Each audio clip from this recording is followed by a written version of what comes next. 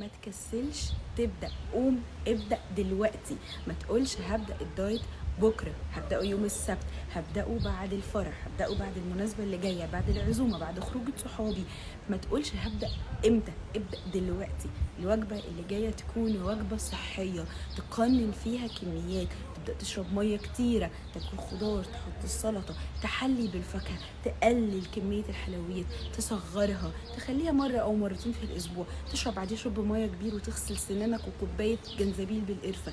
لكن ابدا الحاجه اللي كنت بتعملها غلط ابدا صلحها، خلي عندك وعي، فكر هو انا بعمل ايه غلط خلاني بزيد في الوزن، وابدا غيره، غير من عاداتك الغلط وابدا عادات جديده صحيه.